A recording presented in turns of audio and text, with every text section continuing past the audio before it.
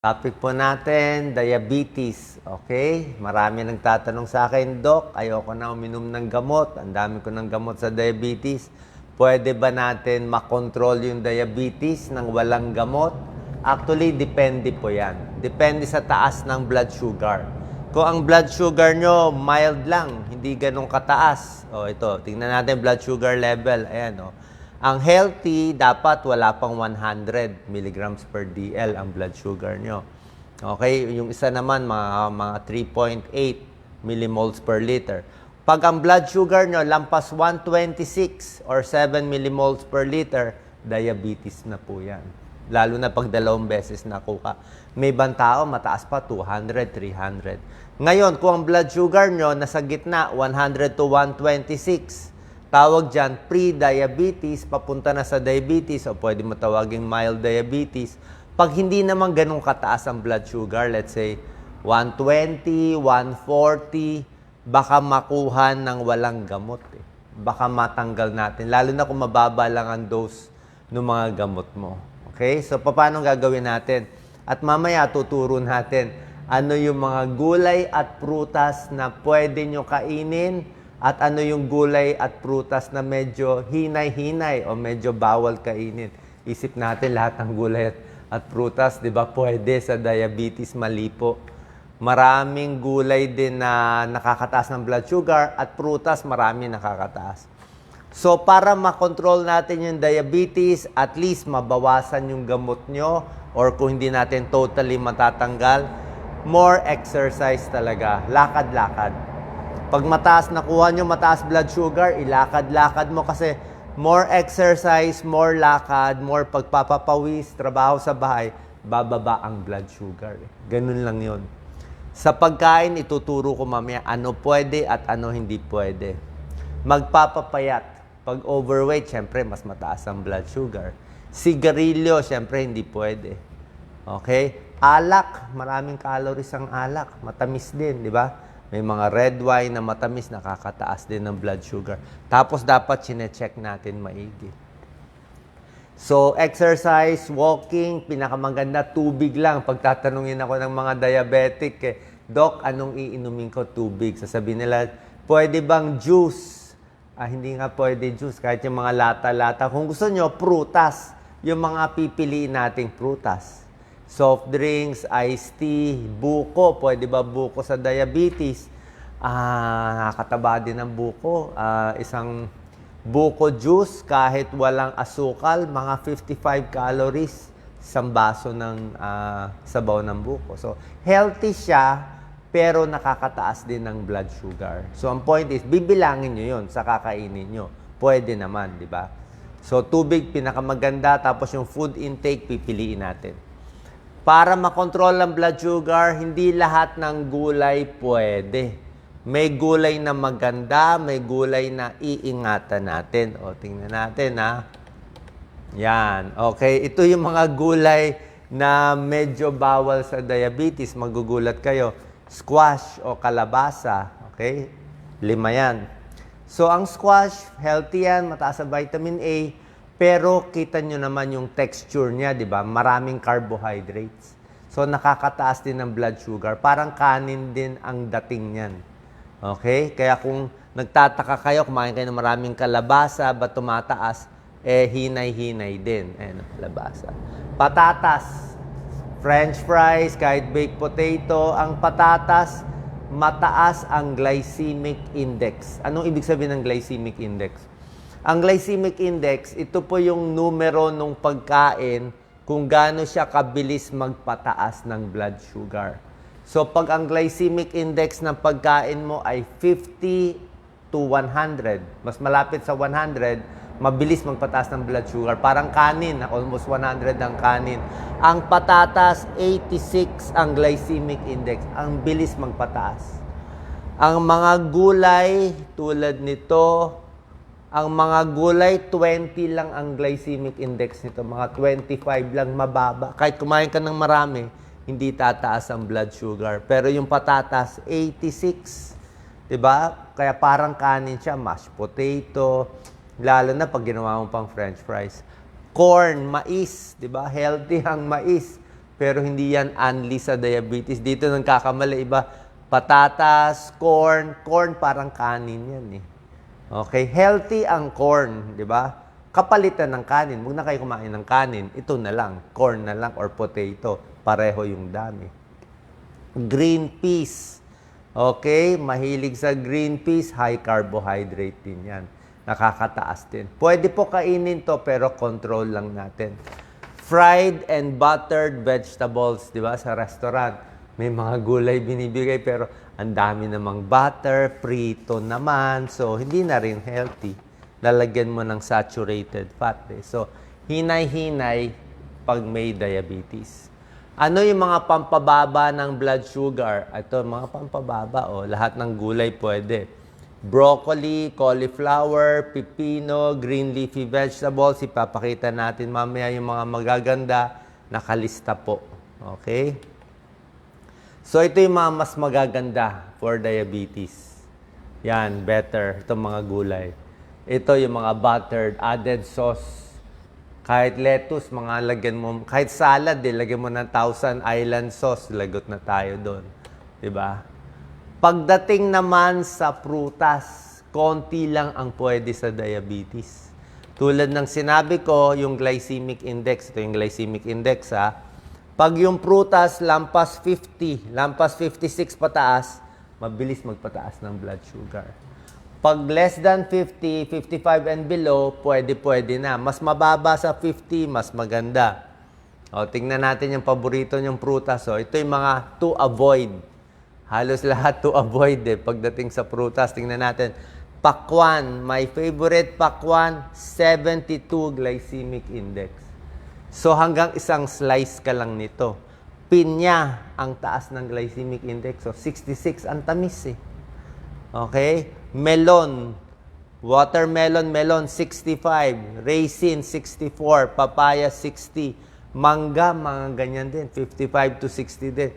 So, pwede naman kainin to, pero konti lang. Tsaka isang problema din, kung gaano kahinog.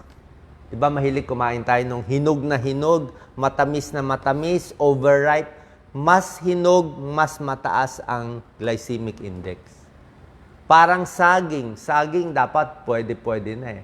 Pero yung saging na overripe po, yung mga nangingitim-ngitim na, ay mataas ng glycemic index. So, pag diabetic, huwag pipili ng pinakamatamis o pinaka-overripe. Yung tamang hinog lang dapat. O, nakita niyo na, babawasan, iingatan, biglang tataas ang blood sugar. So, ito yung kasalanan. Kaya tumataas blood sugar nyo.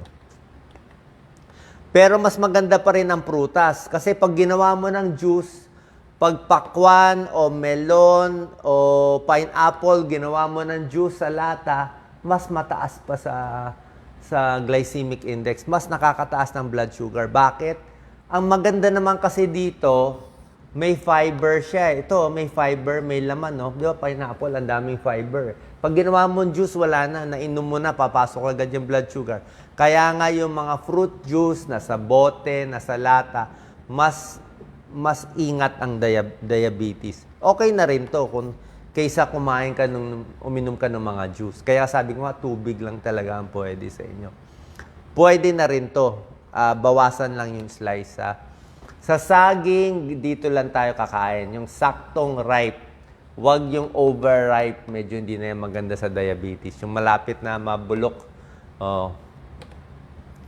Ano naman yung mababa? Yan. Actually, ang pwede lang, mansanas 39. Yan, less than 50. Oh. Diba, ang mansanas, hindi siya ganun katamis. Diba, medyo boring kainin. Diba? Kaya nga mababa sa glycemic index. Pears, pwede na rin. Suha, grapefruit. Diba? Parang suha siya mababa. Oh, diba? Hindi matamis ang suha eh. Tsaka ang daming fiber, 25. Yan ang mga pwede. Okay? Ano pang mga pwede? Orange, dalandan, 40. Pwede na. Huwag lang sobrang tamis. Strawberry, pwede na rin, 41. Hindi naman matamis. Huwag mo nalagyan ng mga patamis. Grapes, kita mo, 53, oh, mataas na siya. Depende sa grapes. So, grapes, lampas 50 na, medyo mataas na yan. So, konti lang kakainin nyo. Tingnan natin, pakita mo, Doc Lisa. Ito yung mga low glycemic index na pwede apple, avocado, suha, pears, strawberries. Ito yung very high, very ripe na saging, pakwan, pinya. Ito medium pero mataas-taas na rin yan. Grapes, mango, orange 40, depende. Yan. Okay, so ingat-ingat. Ano yung mga pagkain? Actually, ang gusto ko talaga okra tsaka ampalaya, di ba? May pag-aaral. Tuturo din natin, epektibo ba yung okra at ampalaya, pampababa ng blood sugar? Tingnan natin. O, matatanggal ba ang gamot natin pag kakain tayo ng maraming ampalaya? Tingnan natin. So, ito yung mga magagandang foods. Baka sabihin mo, wala na ka naman tinuturo, Doc, na pwede kainin eh. Puro bawal eh. So, lahat ng green leafy vegetables, pwede yan. Kangkong, lahat ng mga talbos, cauliflower, bell pepper, napakaganda, mga lettuce. Blood sugar control. Kasi high fiber eh. Bababa na cholesterol mo, maganda pa sa puso, gaganda pa blood sugar mo. Okra, may konting pag-aaral. Okay? Ang okra kasi high fiber. Di ba? Ang dami niyang fiber. Meron pa siyang potassium, vitamin B, vitamin C, folic acid. Dahil sa high fiber, mas bumababa yung blood sugar natin. Mas hindi na-absorb sa intestine. Diba? Gaganda pa yung pagdumi natin. Pero yung nababasa natin na yung okra, binababad sa tubig, iniinom, wala po ako nakitang pag-aaral doon. Siguro hindi naman masama, pero kainin nyo na lang yung okra. Okay? Mabilis magtanim ng okra. Huwag lang yung masyadong malaki. Kasi kung lampas 4 inches na siya, ay hindi na makain, masyado na matigas. Ampalaya may pag-aaral. Okay? Ang ampalaya, charantin yan eh. Meron siyang component na parang insulin, nagpapababa ng blood sugar. So, yung blood sugar sa dugo, nililipat niya sa liver, sa muscles, sa cellula, nakakababa siya. Actually, may isang pag-aaral nga na pag kumain ka ng maraming ampalaya, para ka nang uminom ng isang tableta ng anti-diabetes medicine. Okay? So, pwede ba siyang pamalit sa gamot? Depende sa blood sugar. Tulad na sinabi ko, kung blood sugar nyo, 126 lang, mababa lang, o baka 130, kain ka ng maraming ampalaya, okra, mga kangkong, check mo yung blood sugar mo, baka matanggal mo yung gamot mo. Kung mababa lang maintenance mo ng medicine para sa diabetes. Pero kung napakataas ang blood sugar mo, naka-insulin ka, 300, 400 blood sugar, okay pa rin mo kumain nito eh. At least mapapababa mo yung dose ng gamot mo. 'Di ba? Baka mabawasan yung dose ng insulin. Pag pumayat, malay mo bumaba pa kasi malaking bagay rin talaga yung diet pati exercise. Yan, no? So pwede po. Pero yung malaking pag-aaral, wala po pong malaking pag-aaral. Pero sa small studies, maganda resulta lagi ng ampalaya. Mga pwede kainin, wheat bread, brown rice kasi nga high fiber siya. Lean protein, okay, yung karne mismo. Nuts and seeds, healthy naman ang nuts, wag lang masyado maalat. Okay, tsaka konti lang. High calorie siya eh. Maliit na dakot lang. Strawberry, tulad na sinabi ko, 41 yung glycemic index. Huwag nalagyan ng maraming sarsa or gatas. Tubig pa rin pinakamaganda. Green tea is okay, chamomile tea is okay. Wala namang calories yan eh. Huwag mo nalagyan ng maraming honey o sugar. Tubig pinakamaganda. Iwas soft drinks, iwas iced tea, yun talaga. Kaya marami nagtatanong sa akin, ba't daw sila tumataba? Kung ano-anong naiinom na juice eh. Suka, apple cider vinegar, may konting pag-aaral. Sukang puti, okay na yan. 2 kutsaritang suka, may pag-aaral yun. 2 kutsaritang suka, sa tanghali, sa gabi, sali sa ulam, lagay sa salad, nakakababa konti ng blood sugar. Okay? Nakakababa siya. So, pag kailangan nyo ng sausawan, diabetic kayo, suka na lang. Kung gusto nyo kalamansi, pwede rin. So, ang iniiwasan natin yung mga kung ano-anong sauce, kahit sabihin mo pa, ketchup, patis, toyo, bagoong, o yung mga sauce na mga Mga mayonnaise, yun talaga pampataas. Tubig, mas maraming tubig, mas maganda. Okay? Makakatulong din sa blood sugar. Tsaka, kamatis, pwede po. Spinach, lahat ng green leafy vegetables. Ito, green na green. High iron, high vitamin C, high antioxidant. Okra, tulad na sinabi ko, maganda po yan. Kahit yung malagkit sa loob, healthy po yun. Para maganda pagdumi. Makita mo sa pag kumain ka ng maraming okra, pagdumi mo parang medyo may parang yung slimy na parang malagkit pampadulas ng pagdumi mo. Para sa may almoranas, maganda yan. Ito yung mga glycemic index Pinakita ko. Ano yung mga high and low. Pakita mo lang, Doc Lisa. Focus mo lang sandali Para sinabi ko sa inyo, lampas 50, delikado. Tingnan mo yung white bread, 100 ang glycemic index.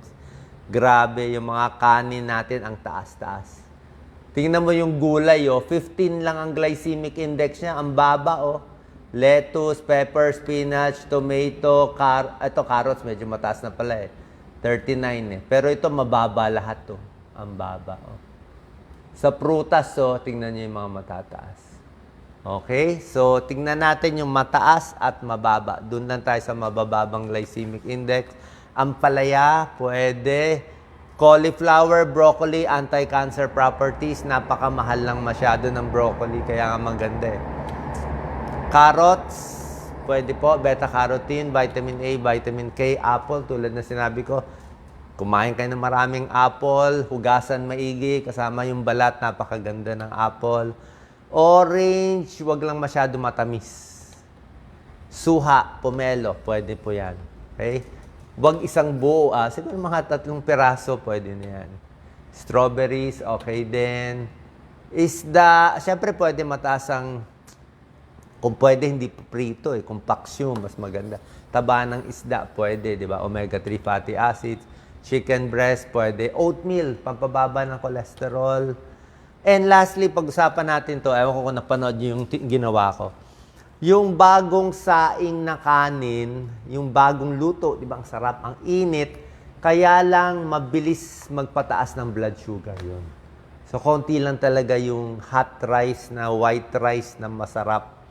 Pero yung kanin, pag ginawa mo ng bahaw, di ba, pag naging bahaw na yan, tumigas na yan, nagdikit-dikit na yan So, pag naging bahaw na siya, tapos ininit mo yung bahaw, mas hindi tataas ang blood sugar mo.